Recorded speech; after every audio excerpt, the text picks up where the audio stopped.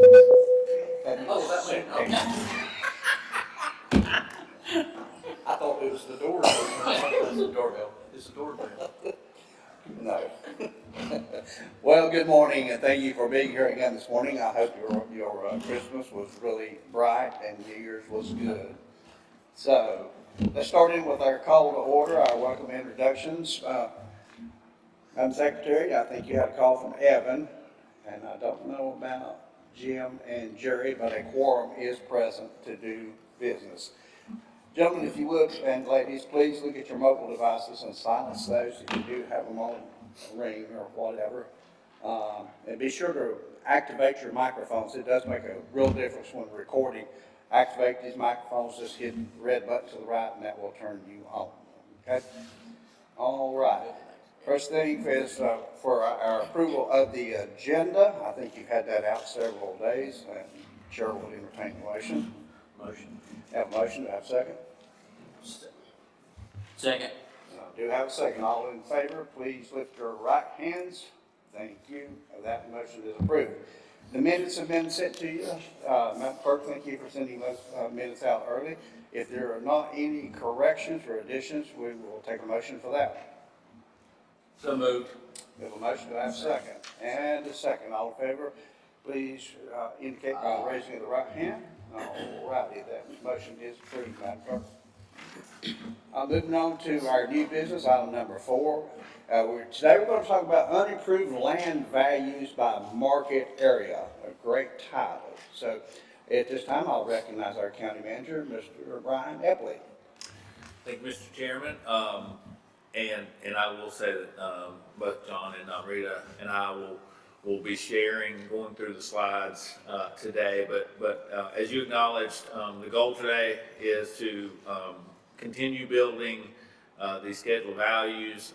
The last couple of meetings, we've looked at sales ratio. We've looked at last month about 4,700 sales that have happened between January the 1st, 2023, and at the time November 2025. And we were able to break those down by township, which gives us a calculated sales ratio by township and an indicator, if you will, of how prices have changed over that time period. This committee, this task force, obviously has been tasked with helping endorse and educate staff in the community and be that liaison as we continue to work towards those values as of January 1, 2027. And I say that to share that even like today, where we're going to be demonstrating land sales between 2023 and now, they'll continue to change immaterially between now and the end of 26, because the goal is to capture those values as of January 1, 2027. So, we're working on it now, and obviously we're much closer to January 1, 27 than we are January 1, 23 for both reval periods. So substantially, we think we have the data to be close. But I point that out to say the methodology is the main character here, and the data may continue to change immaterially between now and then. And you'll see later in the presentation, for example, even though prices have generally risen since January 1, 2023, there are places where we've seen a decline in prices. Vacant land sales in Drexel actually have come down from 24 to 25. So that's why it's important to continue to monitor all of those sales and to feed that data into the system so that we can get as accurate as possible. So for today, really a couple of things that we are going to ask you guys to consider. One is we have this 503 square mile county with 36,000 total improved parcels and 50,000 total parcels roughly in total. And we have to break those down into geographic areas where sales act similar, properties look, and perform and behave similarly. They have characteristics, and we call those market areas. And then further into clusters, we cluster those market areas, and then further into townships. We'll talk about that, but we want to make sure that, the staff goal for grouping those properties around the county, and there's maps over in front of the board for the township breakout, and inside of those townships we have measured sales over the last 3 years, average acreage of those sales, as well as average value per acre. And then to the maps that are behind you all, you see those market areas. So these market areas get condensed into clusters. Those clusters then get condensed even further into townships. And that's one of the things that we'll ask you all to and I recognize there's 750 of those, right? So I don't expect you to look at every single one, but generally as you practice in real estate, or as you build, or as you just are familiar with the community, making sure that there's an understanding of how a property in the eastern side of the county and Upper Creek may perform differently than in Linville, right? And you'll see that in some of the sales transactions too. We want to talk about that and how we have those clustered. We want to talk about the sales that have happened over that 3-year period for vacant land sales, because that really is one of the biggest determinants of value when you start talking about the real property value. The structure and the cost per square foot is less dependent on location than the land, right? So when you talk about the total value of my property, there's a land component and a building or structure component. I think there's more consistency across the county on the structure side with the 2x4 cost or the 2x4 cost than on the land side. And so this vacant land value is a big part of the calculation for the ultimate value of the property. And then the next thing that we want to have you all consider is what we call a land size adjustment factor. And the idea there is that there's a point of diminishing return. So if you buy, at some point there's a place where the more land you buy, the less you have to pay per acre. So for example, if you buy 1 acre, it may be $10 if you buy per acre. If you buy 20 acres, you may get it for $4 per acre. And what I would ask you to keep in mind is we don't have to apply that to every township. So we have 13 townships, and I'll show you those in just a moment. And they're actually on one of the printouts in front of you. But so we'll go through each township and get some direction from this board on whether there should be a land size adjustment factor applied to that township, yes or no. And we can do that individually by township, but the acreage point of where that begins, if we apply it, that is universal across all of them. So, and right now that's set at 5 acres. So if you buy, roughly a 5 acre tract, there's not necessarily a premium or a discount. If you go above 5, you get a slight discount on the per acre value. If you buy below 5, there's a little bit of a premium. Does that make sense? And so the question from staff will be, is 5 acres the sweet spot? Do we think it should be more or less? And then which townships should that apply? Okay, so that's my tee up. And again, the three of us may share some of this as Mr. Chairman, if you're okay with it. I would say that if there's questions for John or Rita as we work through it, please just ask as we go. It's intended to be less formal and more open dialogue. But as I mentioned, the last couple of months, we've looked at what sales ratios are. We've looked at the roughly 4,700 sales that have happened across Burke County. That's total sales, and we've seen an approximate ratio of 0.8. We've talked about market areas and established sales prices, and generally those have trended up. And what we're going to look at specifically today is those townships, clusters, and market areas that make up all of Burke County, the average and the median for vacant land values driven by sales, and then this land size adjustment. This is just defining vacant land. Remember, that is purely land value only. It doesn't include any type of structure or improvement, even a septic tank. So if you have just a vacant parcel and you put a septic system on it, that would not be included in the value. There's been 1,488 sales, but about 1,447 that are pure land sales, meaning no miscellaneous improvements. So those are the sales that we'll be using to measure market. So from January 1, 23 through December, almost 1,500 qualified sales for vacant property. As I said earlier, this 503 square miles have been broken into 778 residential. This does not include commercial market areas. Obviously trying to review mass appraisal at that level is too granular, so we cluster those by areas that behave similarly, and then combine all of those into townships. Here are those townships.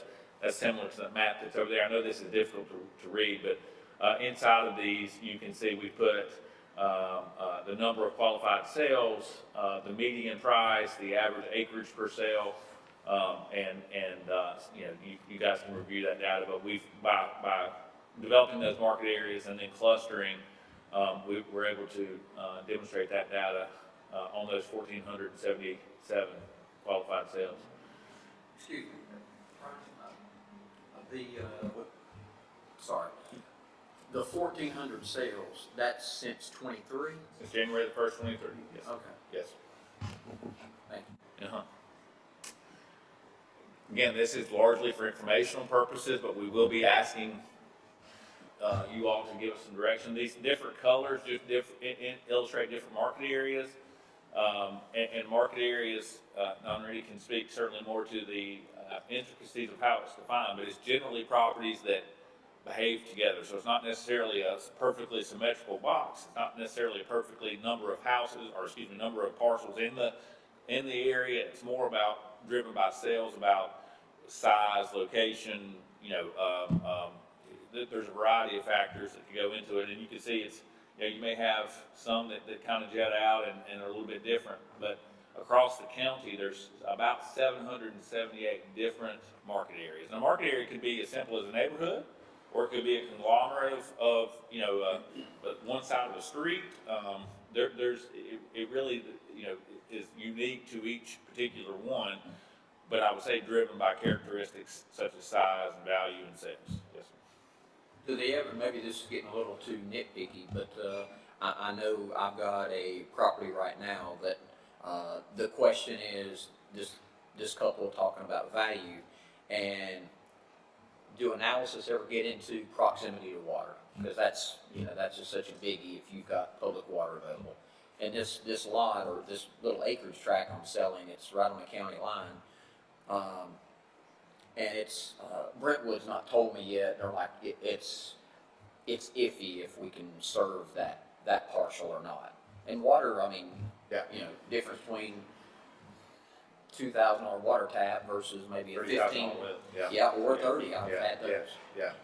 So, I don't know, and Andre, you can answer if public utility access is a direct input. What I would say is generally where there is public utility, land prices are going to sell for more. Yeah. And that certainly is quantified into both the market area and the value.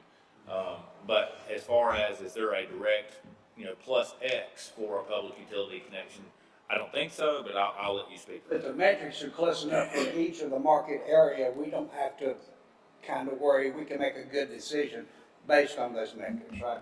So in Mr. Newton's example, if there is generally public water available in that area, and sales have dictated a higher, because the market is, you know, I'm willing to pay more as a buyer in an area that has public utility, that could be water or sewer, any type of public utility, those sales will impact the average and the median sales price, which will impact the tax value.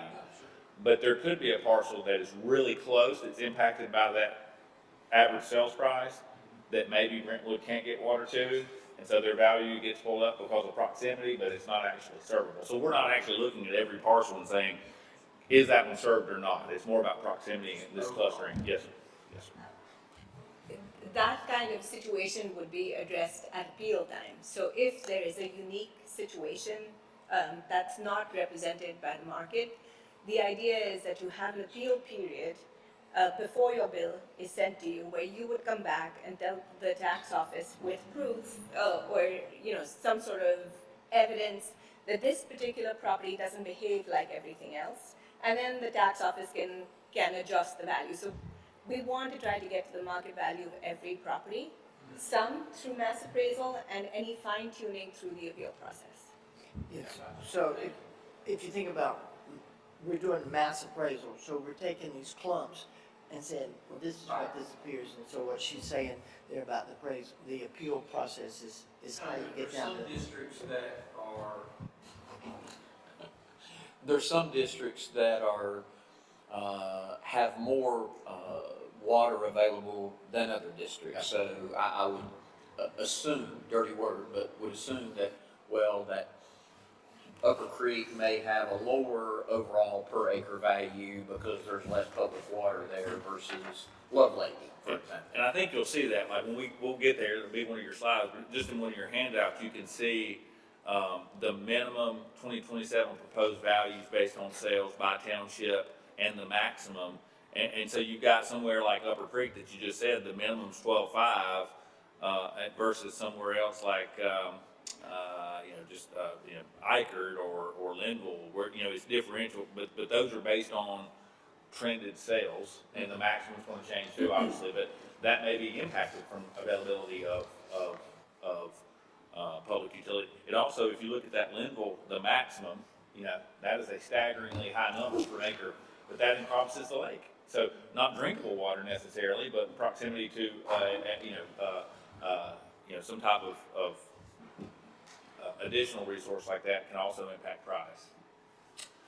So, I think that's a good segue to this idea of what is a cluster. That's not necessarily terminology that we all use regularly, but that is, a cluster. The value is based at a cluster level, and that is a group of similar market areas. Market areas are these 790 plus across the county, and similarity is based on the pricing in 2023 and then the size.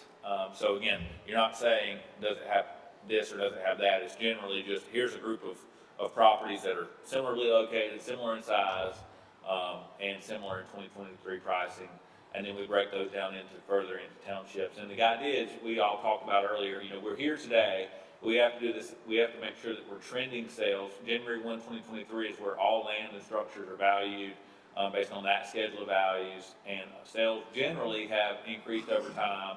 We're here now, and we're trying to trend, and that's what these, we're able to calculate a factor based on the computation between where values are now, where sales say they should be, and then trending that out through January 1st, 2027, where they'll be frozen. And that's the idea of what we've tried to do here. And you can see, I mentioned Drexel, 2023 sales ratio, that most prices have generally increased over time. As you can see, between 23 and 24, Drexel saw a steep increase in price, and so a pretty significant decline in their sales ratio. But when you go back to 25, there's been a little bit of a correction there. And so that's why it's so critically important to make sure that we got this clustering done correctly, that we're measuring, by the township, but we're doing it in a fluid way. We're not just freezing them as of today, because these could all continue to change. But there is an appropriate number of qualified sales, and if you look at this 2025 sales ratio, that is a critical component of the trending that will help us arrive at what we expect values to behave for January 1, 27. Anything you'd say differently there? No, I think you said it perfectly.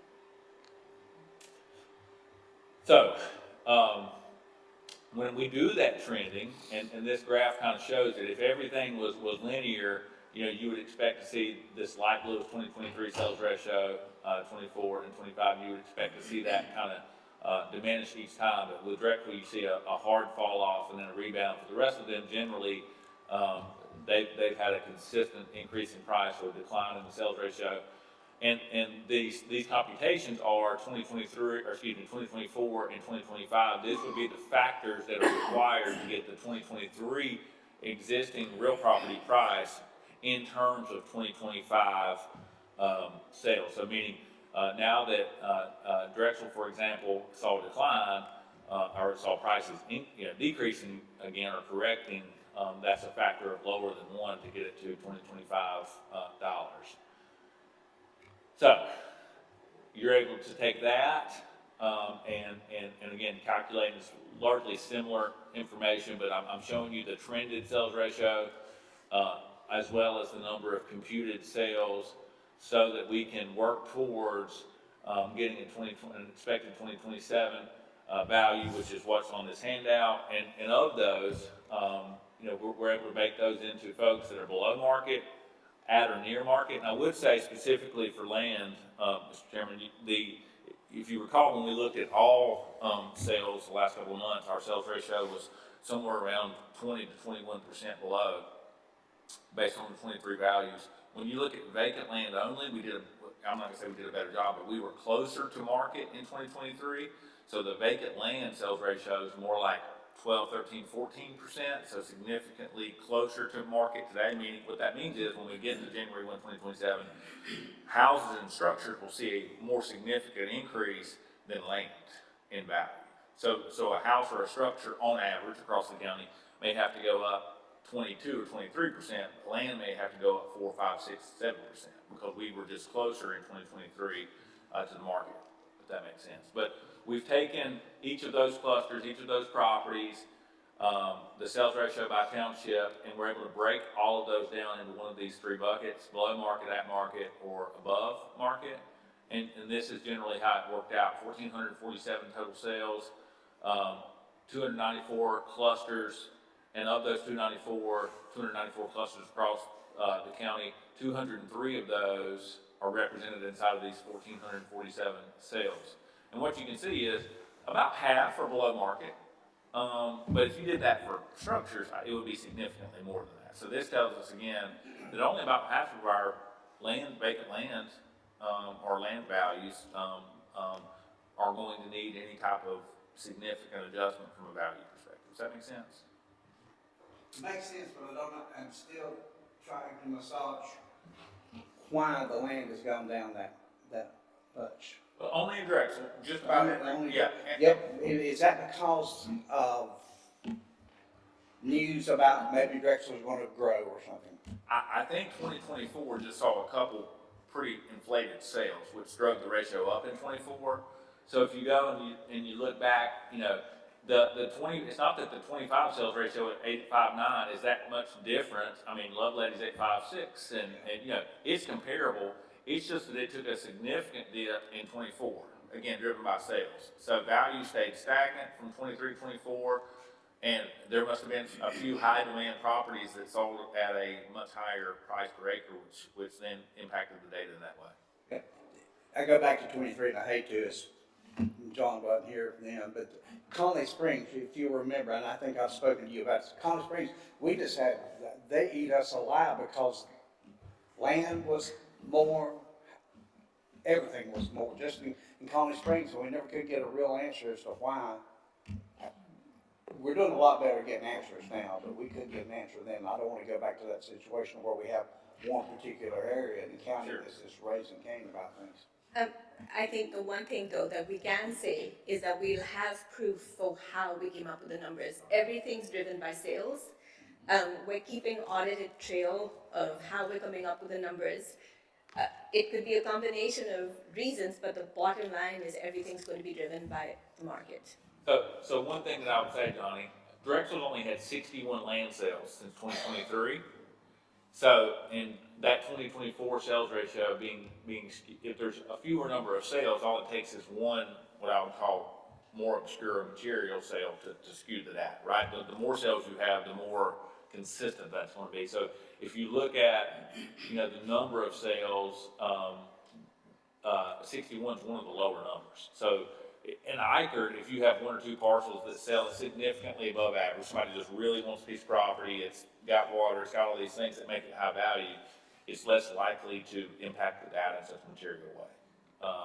But 61 is still enough to be statistically representative, and this is what, I'll keep it here just for a moment, but these are at this time, based on the sales ratio, the proposed minimum and maximum values by township for the first 1 acre of land.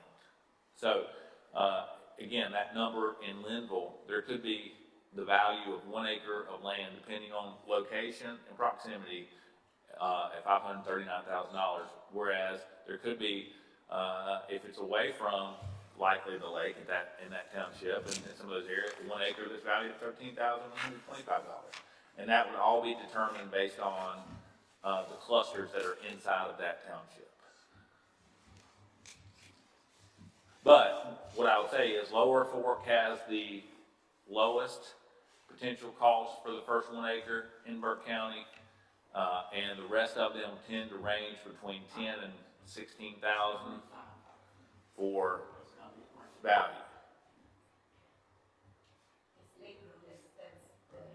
That's driving all the sales in Ivory, the high value sales. But you do have acreage available for $10,000. Did you say Lake Roadkiss is driving that? Yes. Okay. Yes.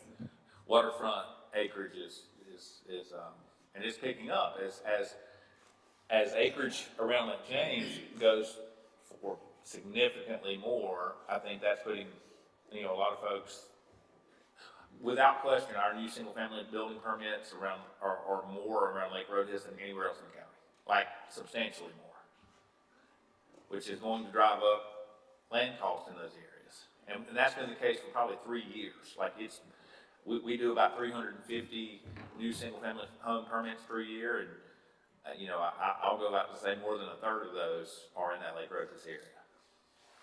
And that is likely to continue because the vacant land sales in Iker have been phenomenal. Like, I think we have over 200 sales in just the Lake Rhodus area. And so all those vacant land parcels will be built up.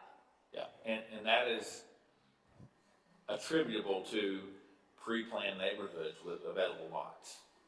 And that is the vast majority of the available lots in Burke County are in that area. Any questions on this data? So that'd be one of the items. So far, two things that we've covered that we're looking for you guys to approve or sign off on or endorse is the idea of county market areas clustering townships, and then the second thing would be number of qualified sales, and at least at this time, and again, these numbers will change between now and the end of 26, but immaterially, we think this is pretty close to what land values look like. So this is just showing average sales per acre to further, and this is on actual sales, on those 1,447 sales, to show you that those values are substantiated, if you will. So like Nunri was talking about, the average sale for 1 acre land in Iker is $79,000. And compare that to Upper Creek where it's $10,000. No, I wouldn't. We're sitting here to think about it, we were just kind of staggering. That's unreal. So I'm going to pause there for any other questions before transitioning to this idea of a land size adjustment factor. Okay? So here's just a little bit of data, again, broken down by township, and it's giving you the average parcel acreage and just showing you the different townships will behave differently. And this is average. I think median would be potentially median would take out the highest and the lowest and give you, maybe a less skewed if there's something substantial. But the idea is that some townships have larger tracts and sell more acreage per transaction. And you can see, again, our current land size adjustment factor is at 5 acres, which means the vast majority, we have 32,000 parcels that are 0 to 1 acre. But the vast majority fall in this 0 to 5 acres. Above 5 acres is a very statistically immaterial, component of our total land parcels. But inside of our system, there is this adjustment table that says, if you buy 5 acres, 4.96, 5.04, whatever value is set here would be programmed in at 100%. So if the cluster dictates an Upper Creek value of $10,098 and you buy 5 acres, the tax value will be $10,098.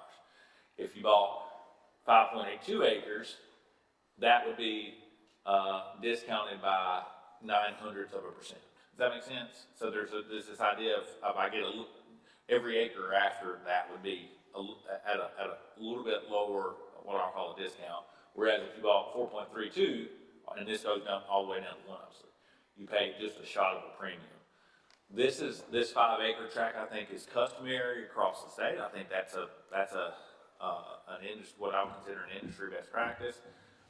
But it is worth some input from the group of, is 5 acres the right place to say that if you buy more than 5, you start to get a little bit of a savings.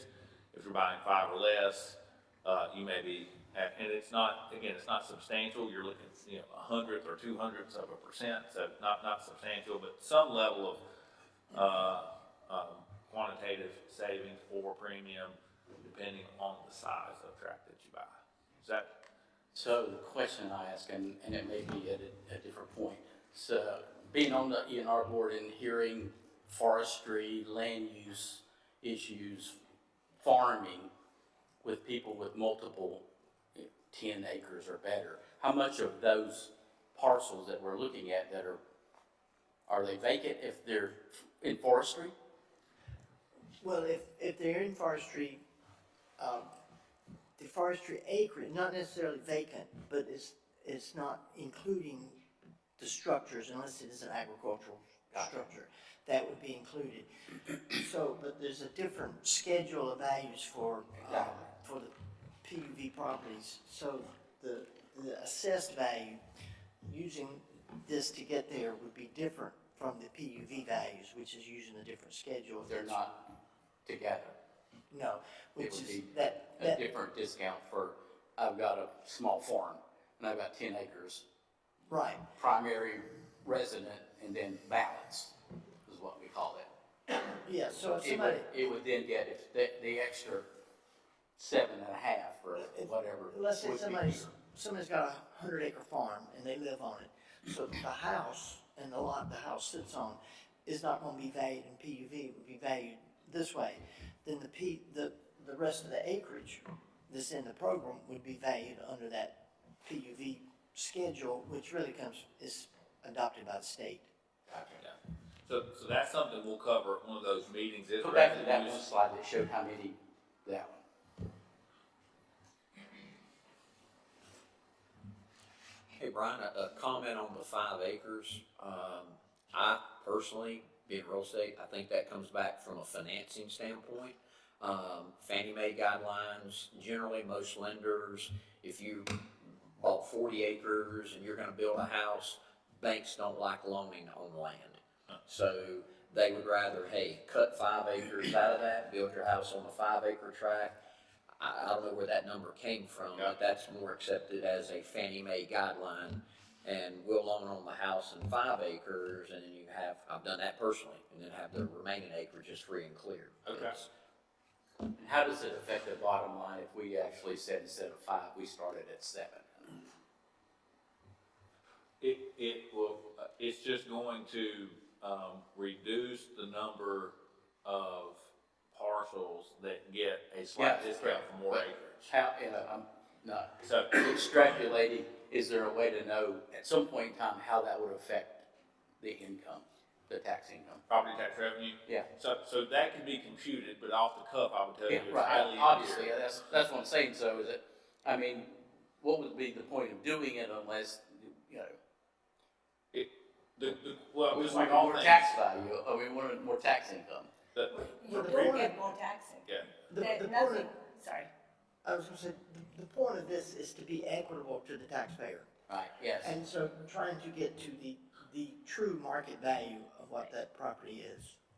That, And may I say that, like, and I think we all know this, but just for a point of clarity, like, nothing in the reval process is about revenue generation. It's more about, if you bought 5 acres of property versus 10 acres of property, would you expect there to be a value change, or is it dollar for dollar, acre for acre? To John's point, we call that equity, but it's what would the market do if you were selling a piece of property and if Johnny owned 10 acres and he wanted to sell it and he was selling it for $2 per acre, but I said I'll buy all 10, but I want to give you $7, right? Instead of $20 or 15. Where's that value from? Kind of economies of scale, and I agree with Mr. Newton. 5 acres seems to behave from a sales perspective in that way. I think the data supports that too, but it is a discretionary component of how we calculate values, and we want to make sure this group has significant input on that. Yeah, I was just gonna add that, if, to your question, if you increased the minimum, I mean, the Yes. point of one from 5 to 7, we would change the values that we're assigning to the landlines, because ultimately, we're still trying to reach market. So it's not revenue generation, it's trying to get to be as close to market as we can. Which model gets you there?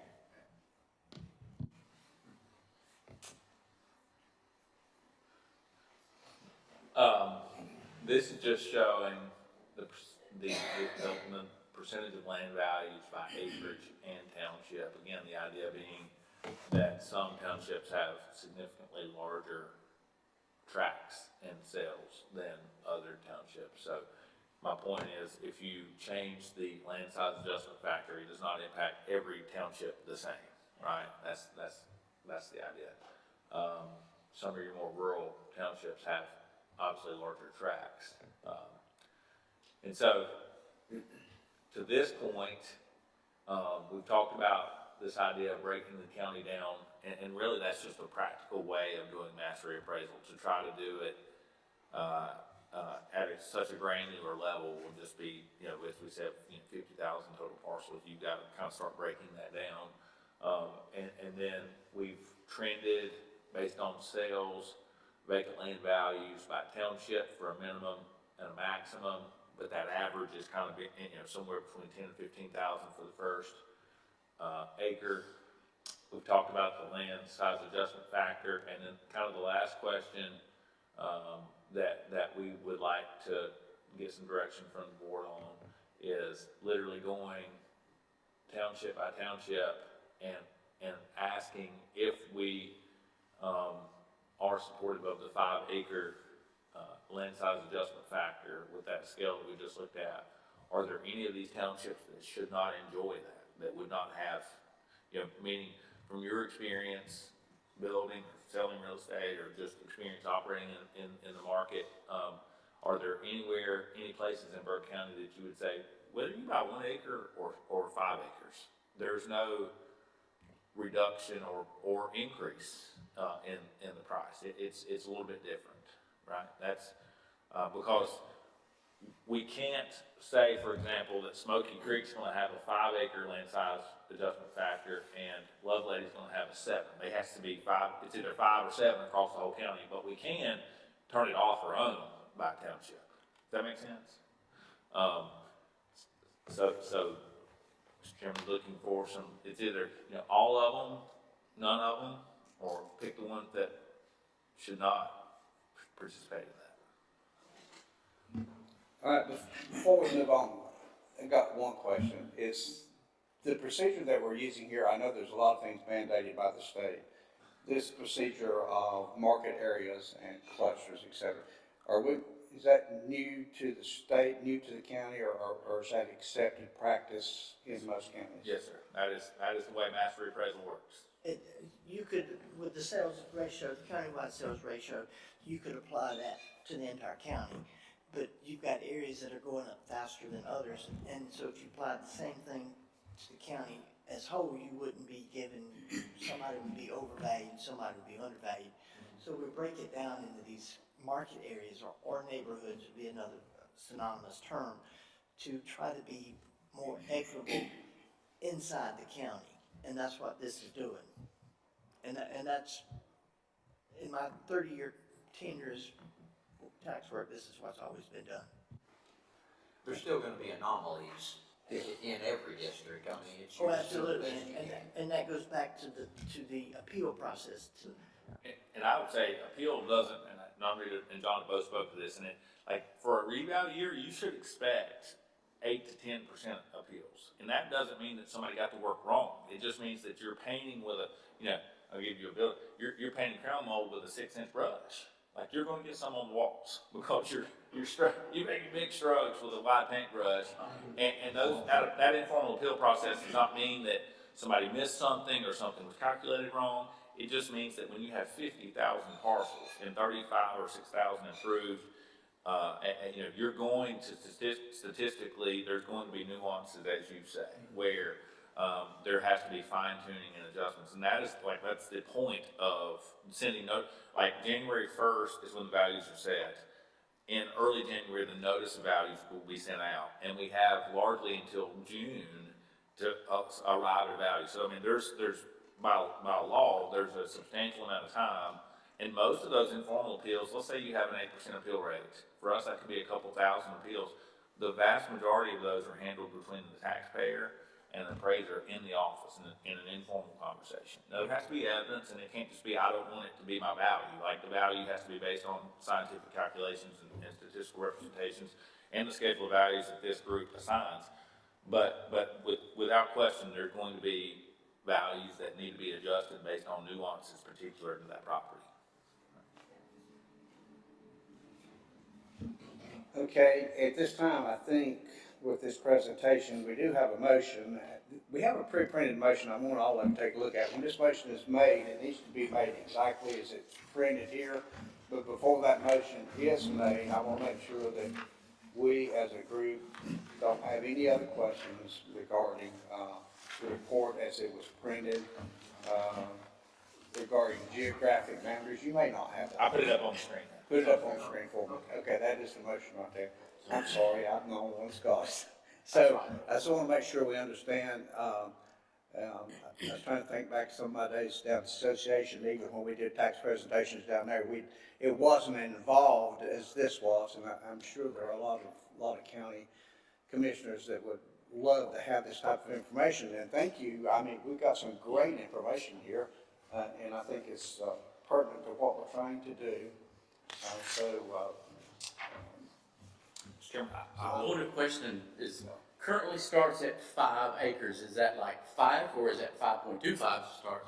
So it starts at 5? it's 5. Oh, yeah, that. Yes, 496 to 504. There you go, that's what thought I saw that, so, okay, I understand that. And I'll point out, when we looked at the last month at the total sales ratio, there was 4,722 total qualified sales. This month for vacant land, residential vacant land, there was 1,477. We did not print all of those, but if anyone would like to see them, we're happy to provide that, just for reference. So do we need to make a motion to accept that? So Well, 1, 2, 3, 4, all at the same time, or do we need to? You can do them however you like. We proposed if you want to do them all at once, that's satisfactory with us. That's the reason I prompted us. Let's just take a look at the motion. If you got any other questions, I think it'd be better if we could do the one motion, unless anybody has some problems. And you know, with either one of those, that's the reason I want us to ask the questions now to make sure we understand where we're headed. I think the only one really, besides 3, 4 is, do we want to apply the factor to all townships equally? My opinion is yes, we apply it to every one of them equally. I totally agree with that. Brian, you good? It definitely lines up with what I've seen. I mean, when you look at, I built it on Antioch Road this year, built Lake James this year, all over. And I mean, a good example I think about is Silver Creek Golf Course. You can go in there and buy a 3/4 to an acre lot for $50,000, or you can go to the back side of the neighborhood, buy 10 acres for $775,000.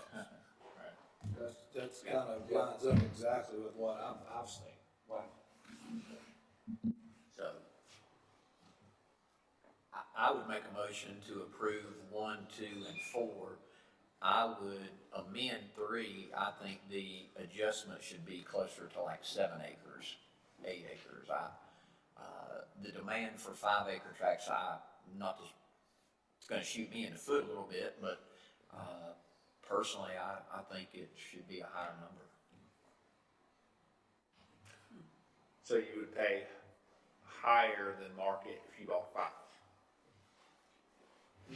The tax value would be slightly higher than 100%. I think the market would dictate that a consumer is willing to pay the same per acre price for 5 acres as they would for 7 acres. Yeah. So no discount till you get to No discount. go back to the discount page. And, I don't know, 1 second. So,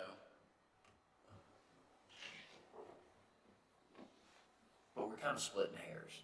And I was trying to find, this is the number of parcels by acre. I thought we had sales by percent of large parcels by, okay, maybe not. But the split between 5 and 7 is minimal, right? You've got, we've got 6 at the bottom at 11%.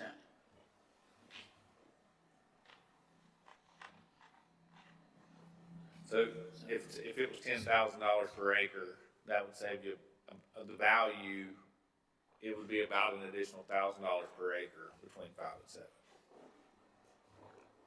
of value.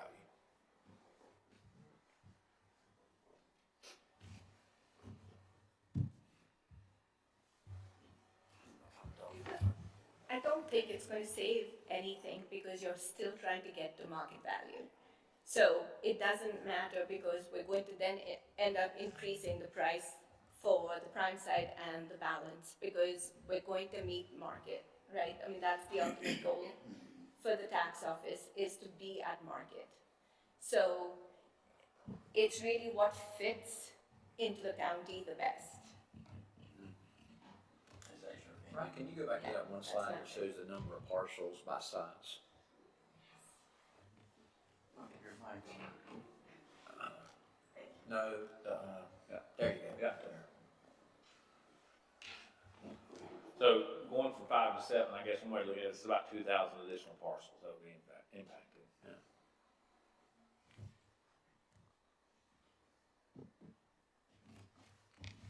So at this time, do we have a motion to accept? You made a motion to one.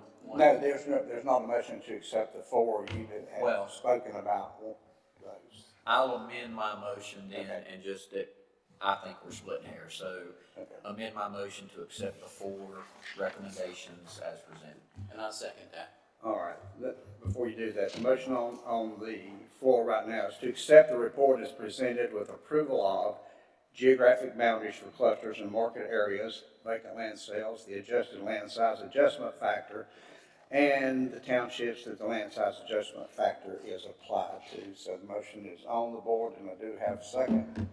All in favor, signify by the upward to the right hand. Aye. All opposed, that motion does pass. Thank you very much. All right. Anything else you need, County Manager, from that? No, sir. Thank you. Okay. All right, let's move on to number 5, member reports. I'll open the floor to the members to see if anybody have any comments. Ms. Vice Chair? Just a comment. We're getting all this valuable information, and I'm thinking forwards. We need to be able to somehow discern what needs to be told to the citizenry, and what great detail has gone into coming up with these new values. Because I think from sitting on the ENR board for all these years, is they don't understand it. Right. Yes. And I think if we tried the hardest we could to break it down into understandable bite-sized pieces all this year until, reval, I think that the number that you guys would get would be reduced because they would have, okay, yeah, I understand it now. Instead of coming in here and going, why is my land blah, blah, blah, blah, yeah. And they normally handle that in the beginning, so we do get some of those folks that just want to have their argument heard to the team. But I just say, like I said, over the years, it's just a lack of knowledge on their part, and there's nobody telling them that. So how do we do that? That's, I guess, where do we put all this wonderful information that we're now getting from you guys and get it out to the people? We're two things. One, we're working on, we haven't launched it yet, but we're working on a 2027 tax reval page. It'll be on our website. You go to the website and click, a button that says 2027 reval, and it'll not only have a link to these meetings, but it'll have some of the FAQs and that kind of stuff. But we could also start following these meetings each month with some type of press release that highlights what we covered. And a town hall at maybe once or twice. Yeah, happy to do that. And just have, I don't have any problem speaking in front of folks. I think it would be, for those that would be interested, great. Some people wouldn't care. Yeah. And we just have to really deal with that. But I think that's an appropriate response to all of this information. And I see these guys working hard and diligently, and they're very professional in all this, and they want it right. Yes. And they stress that, and when we're talking, we want everybody to be equally represented. And then the ones that have, have power lines over their property and an undiscovered well, we want to be able to fix that tax value for them, which is kind of what we do too. Yeah. So that's kind of my soapbox. I agree, with Vice Chair as far as definitely getting information out there. I think the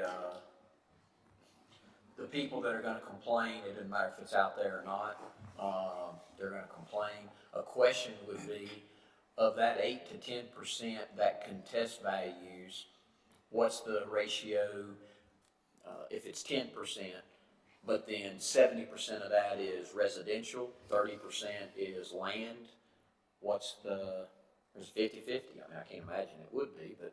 But the majority of it is residential structures and that kind of stuff, and the majority of the complaints we get is, my property couldn't have gone up that much.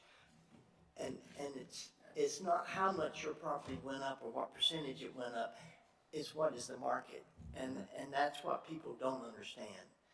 And I have tried to make myself available to civic groups and that kind of stuff to go out and talk. I've had very little response, much less than I would like, to go out and do presentations of, maybe not to this depth, but so that, to understand. Because if you think about the county's got to have X dollars to operate. If we came through and said, well, here's the market value, but we cut that in 50% assessment, then the tax rate would just have to double to get that pot of money. So people look at value thinking, well, my value's going up 50%, so my taxes are going up 50%, and that's not the case. What about just creating some type of like a YouTube video that just explain the basics of how you get to the baseline? And then when folks call or whatever and they have questions, maybe that would be a point of reference just to get them started. That's obviously not going to end the conversation, but maybe it gives them the basic foundation. Well, that's an excellent idea, and I've been mulling that over my head. A lot of counties do have that, and it's posted on their website. So Maybe if we get this page built, we can have a link to, written FAQs, but also some type of short FAQ video, because I think that's. For that visual bunch, a lot of people aren't gonna read.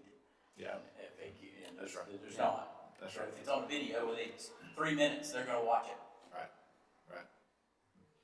And to your point, as far as residential, I mean, I ain't got fingers and toes for the number of people that have called me, been doing this, I can't believe it, 39 years now, and, man, I just got my new tax value. Hey, I'm one that has appealed. I don't know if you remember, I appealed on one of my apartment buildings.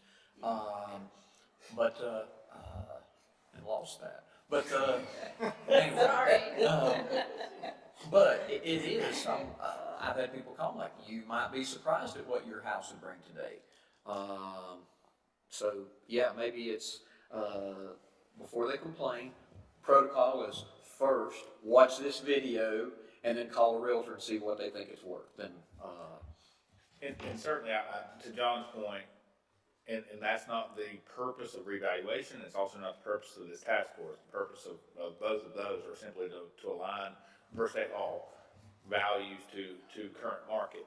But I would say, and give credit where credit's due, at least at my time in Burke County, the county commissioners, the policy setters, have, as values have increased, substantially reduced the rate so that taxing burden on taxpayers is fair. And something that I know Commissioner Carswell knows, and maybe everybody else in the room, but as we sit here today, Burke County has the 84th lowest tax burden per capita in the state of North Carolina, meaning there's only 15 or 16 counties that have a lower, and what that means is when you take our total property tax revenue divided by our total number of people, it comes up to about $635 per person. So if you got 3 people in your house, that's whatever that is, $1,900. So you times it by the number of people. But that's a good apples to apples way to compare taxing burden across the state.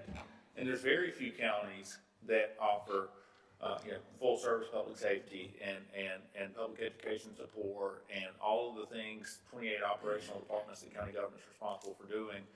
And we really try hard to measure our performance and make sure we're providing those services, at a top shelf level, and for a fair price. And so I say all that to say, even as we continue to see values increase, I feel confident that Burke County is going to be sensitive to the amount of taxpayers are required to pay.